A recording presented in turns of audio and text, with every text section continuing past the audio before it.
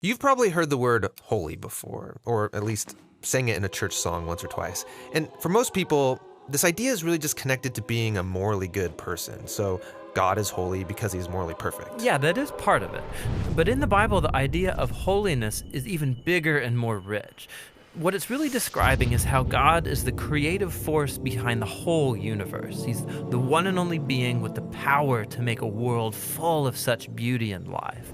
And so all these abilities, they make God utterly unique, which is the meaning of the word holy.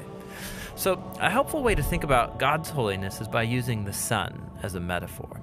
The sun is unique, at least within our solar system, and it's really powerful. It's the source of all this beautiful life on our planet. And so you could say that the sun is holy.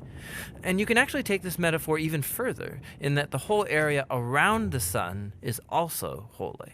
Yeah, because the closer you get to the sun, the more intense it gets. Yeah, exactly. So that very power and goodness that generates all this life is also dangerous.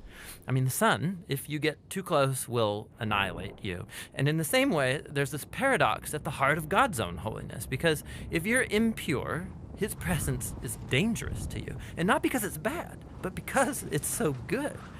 And so the first time we see this paradox of God's holiness, it's in the story of Moses and the burning bush. So God tells Moses to take off his sandals because he's standing on holy ground. And Moses covers his face in fear, and God says, hey, don't come any closer. It's intense. It's actually that intensity of God's holiness that's explored even more in the stories about Israel's temple, which was the main place where God's holy presence was located. And at the center of the temple was this room called the Most Holy Place, this the hot spot of God's presence. And whether you're an Israelite living in the land around the temple or a priest working right in the temple, you're in proximity to God's holy presence, which is dangerous. Yeah, this is a problem. So how's it supposed to work? Well, in the Bible, the solution is that you need to become pure. So like being morally pure. Yeah, and that's easy enough to understand. But the Bible spends a lot of time talking about another kind of purity, being ritually pure, which is a state where you separate yourself from anything related to death, like touching things like diseased skin or dead bodies or even certain bodily fluids. All these make you impure. And becoming ritually impure isn't necessarily sinful. What's wrong is waltzing into God's presence when you're in an impure state. And so that's why God gave the Israelites very clear instructions for knowing when they were impure, steps to become pure, so that they could go into the temple again. So that's what the book of Leviticus is about. Right. But it doesn't stop there. This idea keeps developing. So later in the scriptures, we find this really interesting story by a prophet named Isaiah. And he has this crazy vision where he's in the temple and he's right in God's presence. He's totally terrified. Yeah, he knows the rules. He shouldn't even be in there. And he's worried about being destroyed. And then this crazy creature called a seraphim. Yeah, that is a crazy creature. Totally. So it flies over with a hot coal, and then it sears Isaiah's lips with the coal and says something really weird. Your guilt is taken away, and your sin is atoned for. So this burning coal somehow makes Isaiah pure. Yeah, it's remarkable because normally if you touch something impure, it transfers its impurity to you. But now here's this new idea where you have this coal, this very holy and pure object, and it touches Isaiah, and it transfers its purity to him. Isaiah is not destroyed by God's holiness. He's transformed by it. I mean, the implications of this are just huge. But there's one more development. This time from another prophet, Ezekiel. And he has this vision where he's standing at the temple and he sees water trickling out from it.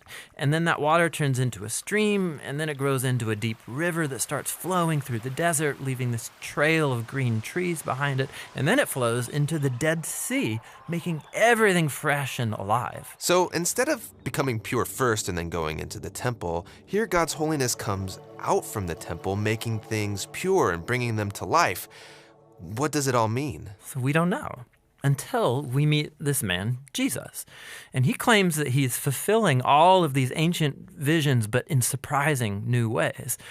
So Jesus, he went around touching people who are impure, people with skin diseases, a woman with chronic bleeding, or dead people. And when he touches them, their impurity should transfer over to Jesus, but instead, Jesus' purity transfers to them and actually heals their bodies. Jesus is like that holy coal in Isaiah's vision. Right.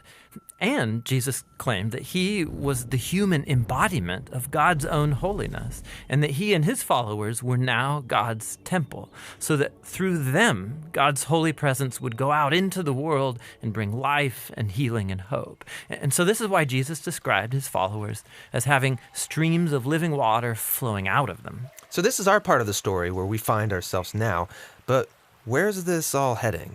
So the last pages of the Bible end with a final vision about God's holiness. And this time it's by a guy named John. And in his vision, we see the whole world made completely new. The entire earth has become God's temple. And Ezekiel's river is there, flowing out of God's presence, immersing all of creation, removing all impurity, and bringing everything back to life. We believe the Bible is one complete narrative, so we're making these videos to trace a theme that goes from the beginning to the end of Scripture. We're also making videos for every book of the Bible to help you understand its literary design and main themes. We're a nonprofit and we need your help to make more videos. We're always making our next video, and you can help us make that happen by going to jointhebibleproject.com. You can download high-resolution versions of these videos that don't have this little outro right here. You can play them at your church or small group or whatever. You can get study guides, all kinds of resources, all for free at jointhebibleproject.com.